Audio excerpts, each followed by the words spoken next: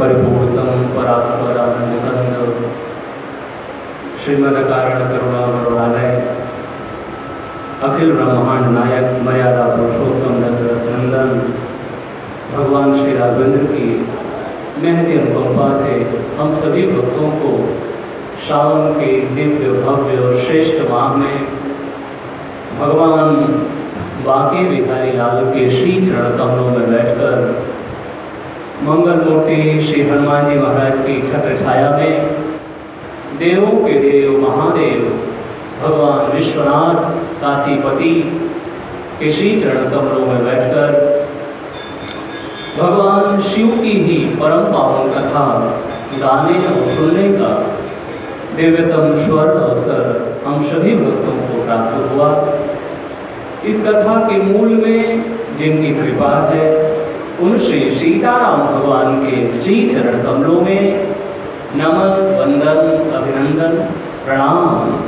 आइए हम और आप कथा प्रसंग में आगे बढ़ें। उसके पहले आप सभी राम कथा सुधारस को पान करने वाले श्रोताओं को मेरा प्रणाम। जय सिया राम, जय हनुमान। आइए सबसे पहले मेरे मन में ऐसे कुछ भाव आ रहे हैं कि हम और आप नित्य प्रति सत्संग करते हैं, तो क्या नित्य प्रति सत्संग होना जरूरी है? कभी कभी हमारे और आपके मन में भी इस प्रकार के संशय आ सकते हैं। और भी बहुत सारे ऐसे लोग हैं जो इस प्रकार की बातें कह सकते हैं कि क्या सत्संग में रोज जाना चाहिए? सत्संग क्या रोज जरूरी है? सत्संग हम रोज क्यों करें? हमने एक दिन कर लिया, आधा घंटा कर लिया, 1 घंटा कर लिया, 10 दिन कर लिया, बहुत है। रोज क्यों करें? देखिए, इसके समाधान के लिए हमें और आपको शास्त्र और भगवान और संतों की शरण लेनी चाहिए। जीवन में जब भी समस्या, संकट, नाना प्रकार के संशय उत्पन्न हो तो कभी भी सांसारिक व्यक्तियों के पास नहीं आना चाहिए। हमें और आपको समस्या, संशय, तर्क कुतर्क वितर्कों का यदि समाधान पाना है तो अपने शास्त्र के पास जाएं, अपने संत के पास जाएं और अपने भगवंत के पास जाएं। आपका और हमारा संशय, जो कुछ भी हमारे और आपके मन में उत्पन्न हुआ है, वो सारे संशयों का समाधान शास्त्र, संत और भगवंत के माध्यम से हो जाएगा। बोलिए वृंदावन बिहारी लाल की जय। आइए हम और आप शंकर भगवान के पास चले, जो देवों के देव महादेव भगवान विश्वनाथ हैं और जिनका ये परम पावन माह चल रहा है और जिनकी इस परम पावन माह में बैठ करके हम और आप बड़े दिव्य भव्य और श्रेष्ठ से शिव में ही लीन रह करके भगवान शिव की ही कथा को बड़े प्रेम से श्रवण कर रहे हैं। भगवान शंकर से ही पूछे कि हे महादेव, आप ही इसका निर्णय करें कि क्या हमें सत्संग रोज करना चाहिए या 10 दिन कर लिया, 1 घंटा कर लिया, 2 दिन कर लिया, 5 दिन कर लिया, 1 महीना कर लिया, हो गया। तो भगवान शंकर की वाणी क्या है? भगवान शंकर से ही पूछे कि महादेव प्रभु आप निर्णय करें। तो भगवान शंकर इसके विषय में एकदम स्पष्ट अपना मत देते हैं। भगवान शंकर कहते हैं जीवन पर्यंत ये सत्संग करते रहना चाहिए। ये कौन कह रहे हैं? देवों के देव महादेव भगवान गौरी शंकर। बोलिए गौरी शंकर भगवान की जय। क्या कह रहे हैं शंकर भगवान? तब ही होई सब संशय भंगा, तब ही होई सब संशय भंगा, जब बहुकाल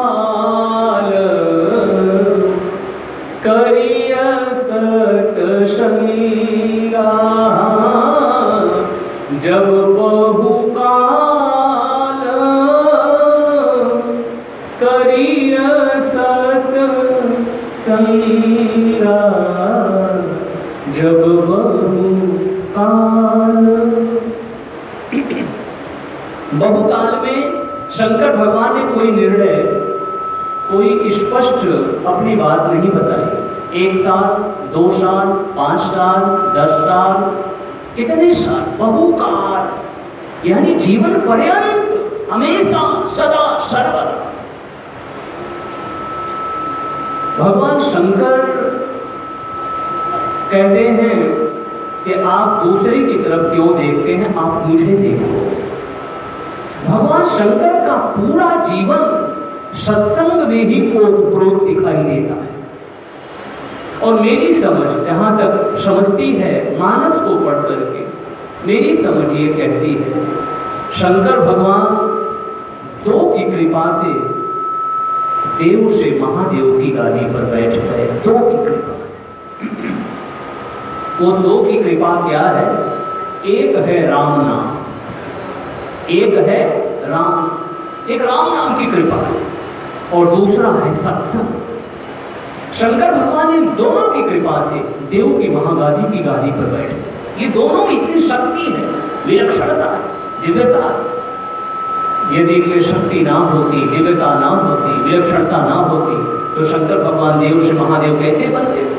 शंकर भगवान को देखे हम और आप तो दिन रात हमेशा राम नाम जपते रहते हैं। माता पार्वती बड़ी प्यारी बात भगवान शिव शंकर से पूछती है, हे महादेव, हे मेरे नाथ, हे मेरे स्वामी, मैं आपको पूछना चाहती हूँ, आप मुझे बताएं ये राम नाम आखिर है क्या? आप दिन रात हमेशा राम नाम जपते रहते, वो राम नाम क्या है?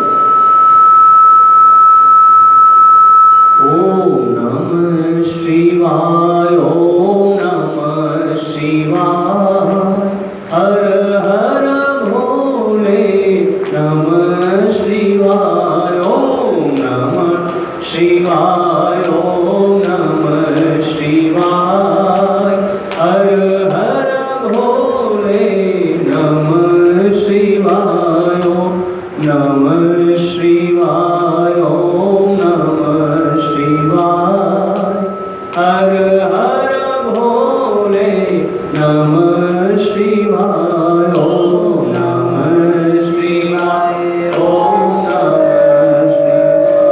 शिवाय, हर हर भोले शिवाय, ओम नमः शिवाय, ओम नमः शिवाय, हर हर भोले नमः शिवाय, ओम नमः शिवाय, ओम नमः शिवाय, हरे हरे भोले नमः शिवाय, ओम नमः शिवाय, ओम नमः शिवाय, हर हर भोले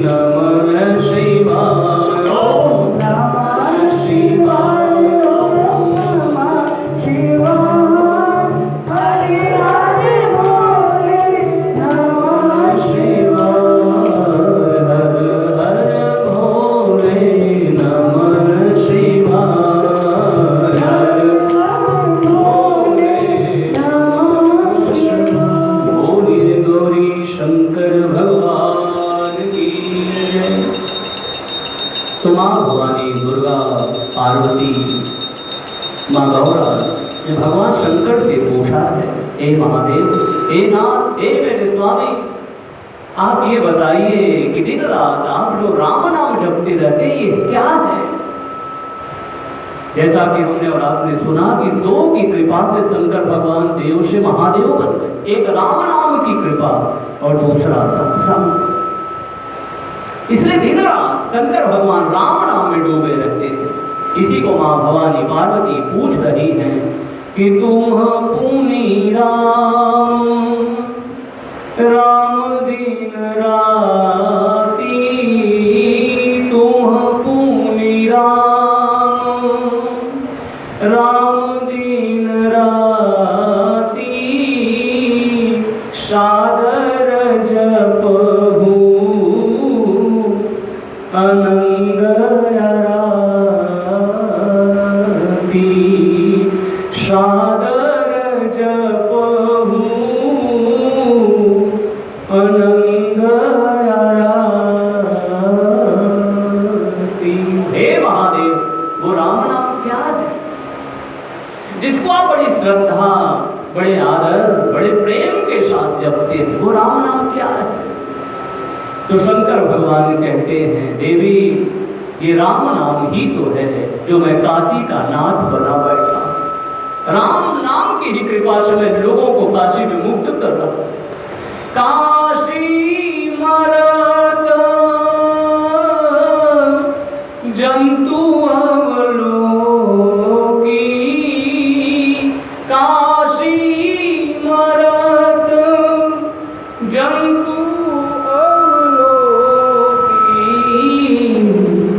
जासु नाम बल करऊं विशो कीहा, जासु नाम बल करऊं विशो की। तो हे देवी, मेरे प्रभु का नाम जो भी श्रद्धा, आदर और भाव के साथ लेंगे वो भव सागर से पार हो जाएंगे। बोलिए गौरी शंकर भगवान की। शंकर भगवान कहते हैं, भगवान का नाम प्रेम से जो लेते हैं क्या होता है उनके साथ? बोले सादर सुमिरन जे नर कहि, सादर सुमिरन जे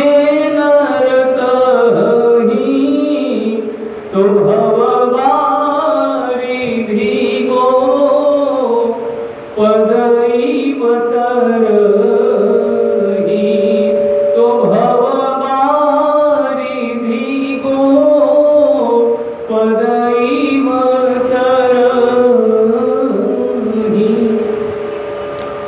शंकर भगवान कहते हैं, इतना विशालकाय भवसागर है, लेकिन भक्त यदि सादर, आदर और प्रेम के साथ भगवान का नाम लेता रहे तो विशाल भवसागर को गोपद के समान, जैसे गौ माता छोटे मोटे गड्ढों को आ रही है, जा रही है, कब पार कर जाती है पता ही नहीं चलता।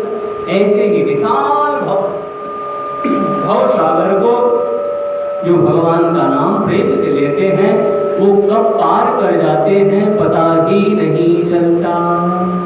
तो माँ पार्वती ने पूछा कि प्रभु, इसके नाम में इतनी शक्ति है कि सादर, आदर पूर्वक जो लेते हैं वो भव सागर से पार हो जाते हैं। तो शंकर भगवान कहते हैं, देवी, यदि कोई सादर, आदर पूर्वक लेता है तो भव सागर से तो पार होता ही होता है, लेकिन इसके साथ यदि कोई विवस्था पूर्वक भी भगवान का नाम ले लेता है तो उसके भी अनेकानेक जन्मों के पाप, ताप, संताप कट जाते हैं। बोलिए राम नाम महाराज की जय। भगवान शंकर दिखा रहे हैं कि राम नाम की कितनी महिमा। तो भगवान शंकर कहते हैं, श्रद्धा, आदर और प्रेम के साथ हम भगवान का नाम लेना ही चाहिए, लेकिन ऐसे वैसे जैसे तैसे भी, ऐसे वैसे जैसे तैसे भी यदि हम राम नाम ले लें तो भी बाबा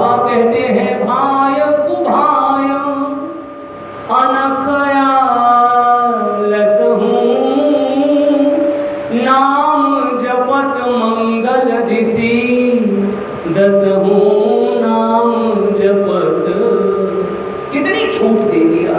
भगवान का नाम चाहे भाव से, चाहे कुभाव से, चाहे अलग से, चाहे आलस से, कैसे भी यदि हमारे मुख से निकल जाएगा तो वो राम नाम इतना फलदायी है कि वो बिना कृपा किए जाने वाला नहीं है। वो कृपा करेगा ही करेगा, क्योंकि वो नाम किसका है? जो मंगल के ही दाता है, मंगल को ही देने वाले हैं, जिनका सब कुछ मंगल है।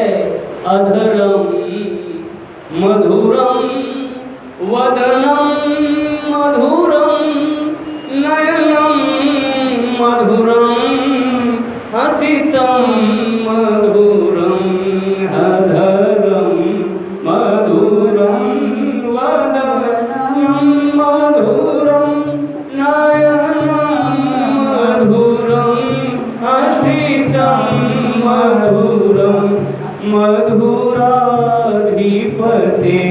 रखिलं मधुरम मधुराधिपते रखिलं मधुरम। गोस्वामी जी मानस में कहते हैं, मेरे प्रभु का नाम कैसा है? बोले मंगल भवन अमंगल हारी, मंगल भवन अमंगल हारी, द्रवऊ सो दशरथ अजीर बिहारी, द्रवऊ सो दशरथ अजीर बिहारी। तो बड़े प्रेम से भगवान के नाम गाइए, हम और आप संकीर्तन कर लें, फिर आगे बढ़े।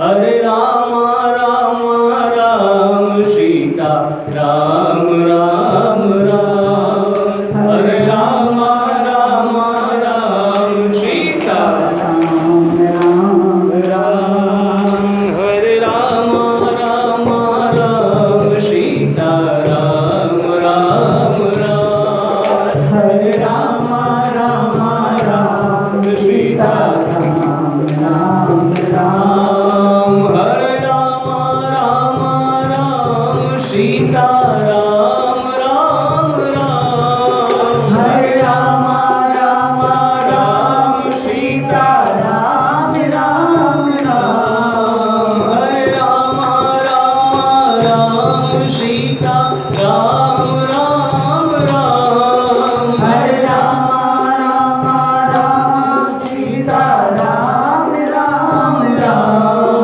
हरे राम राम राम सीता राम राम राम, हरे राम राम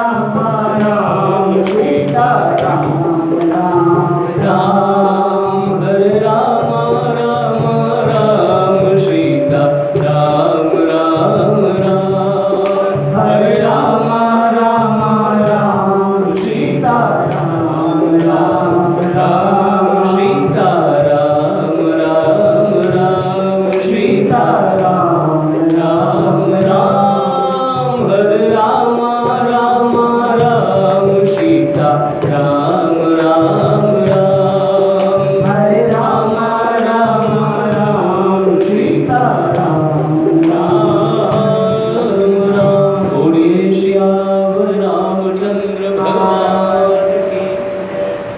तो भगवान गौरी शंकर कहते हैं, विवश हूँ जासु नाम नर कही, विवश हूँ जासु नाम नर कही, जन्म अनेक चरित यघदही,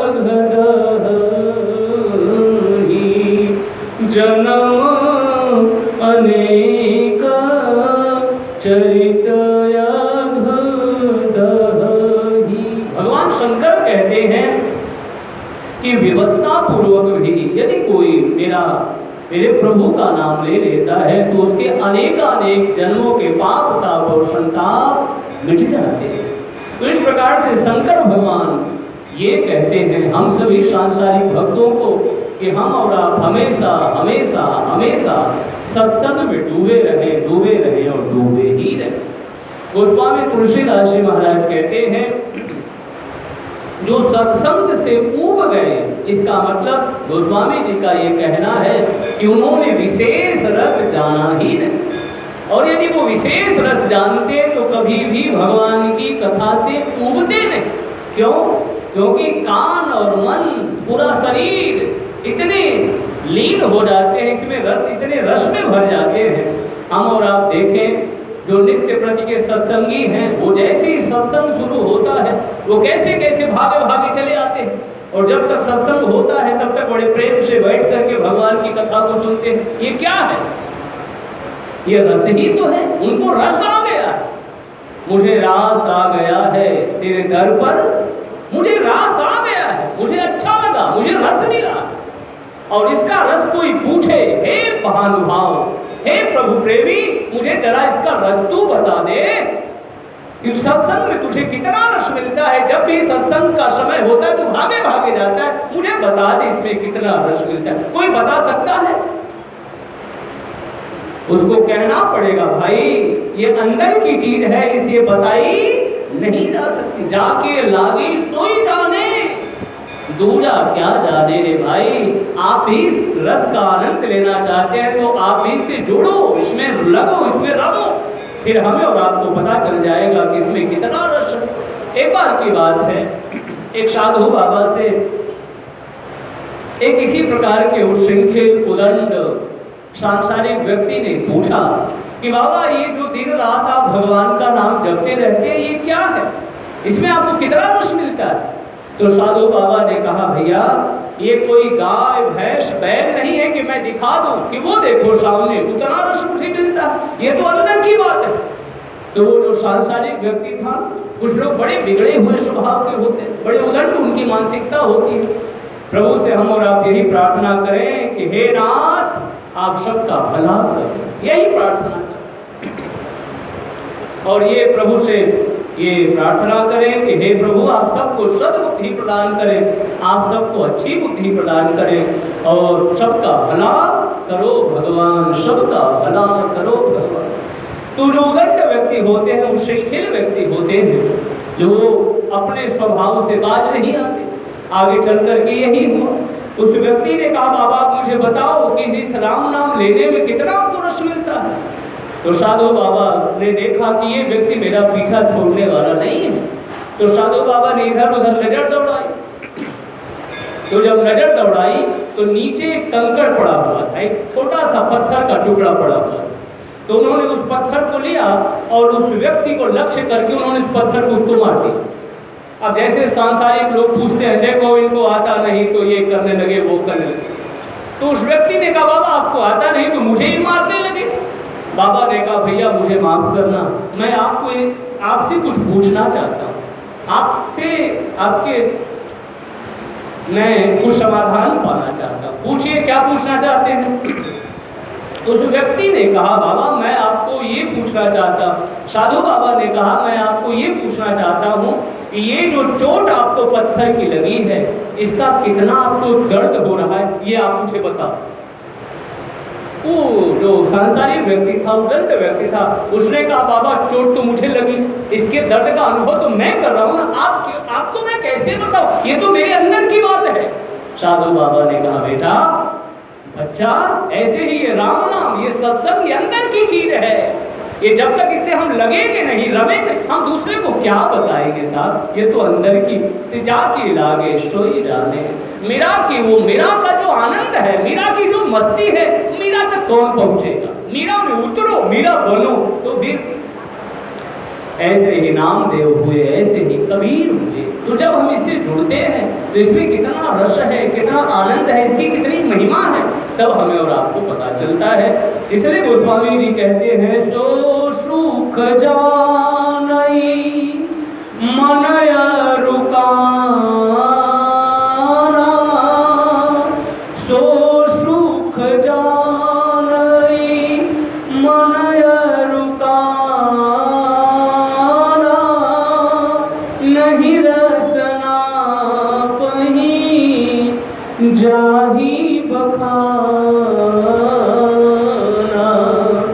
नहीं रसना बही, जाही बखाना। इसको रचना से गाया नहीं जा सकता, इसकी महिमा अनंत है। लेकिन फिर भी कुछ लोग सांसारिक होते हैं, जो बिगड़े हुए लोग होते हैं, कभी कभी हम और आप बड़े बड़े संतों को पढ़े, बड़े बड़े संतों को सुने, तो इसमें कुछ और भी भाव समझ में आता है। स्वामी श्री राम सुखदास जी महाराज राजस्थान की पावन धरती से बड़े अच्छे और बड़े उच्च कोटि के, बड़े वीतरागी संत हुए, बड़े निष्प्रिय आसक्ति रहे, बड़े उच्च कोटि के संत हुए।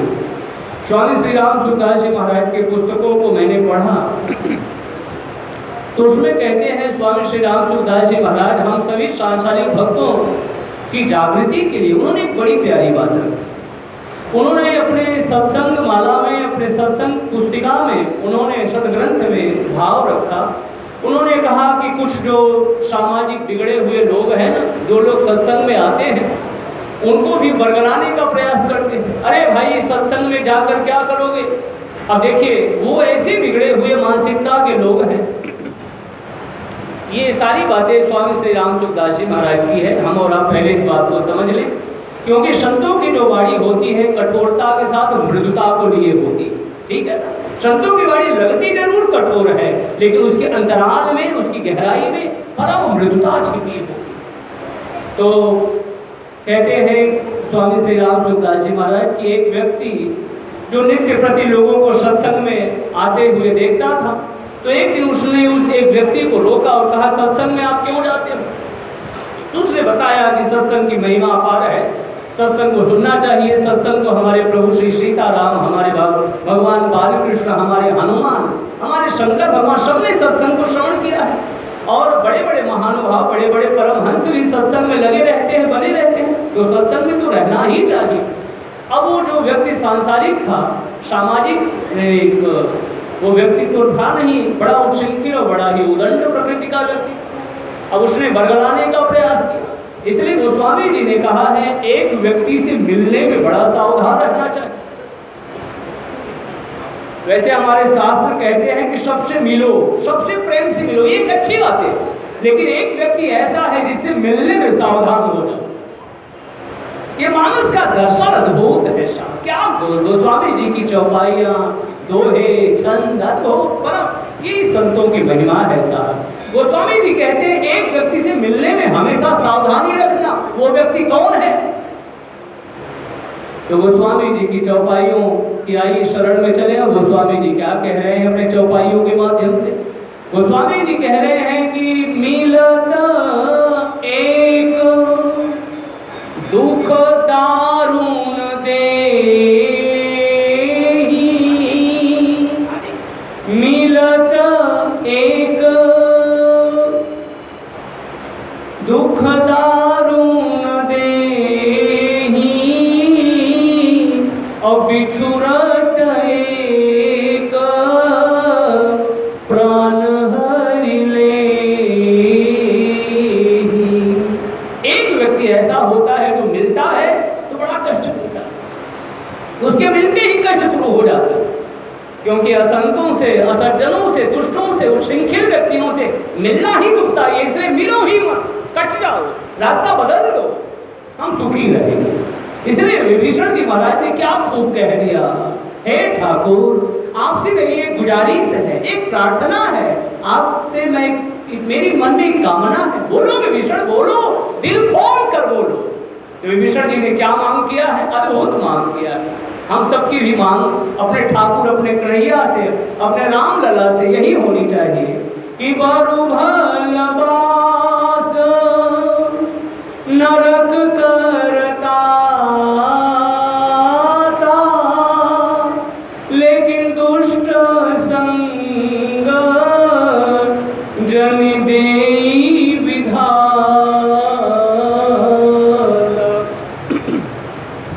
बरु भलबास नरक करता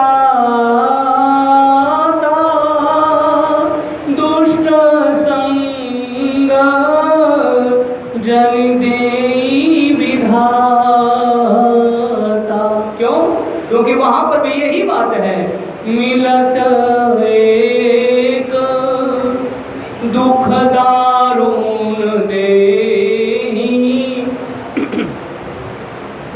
मिलत एक दुख दारुण देहि, और बिछुरत एक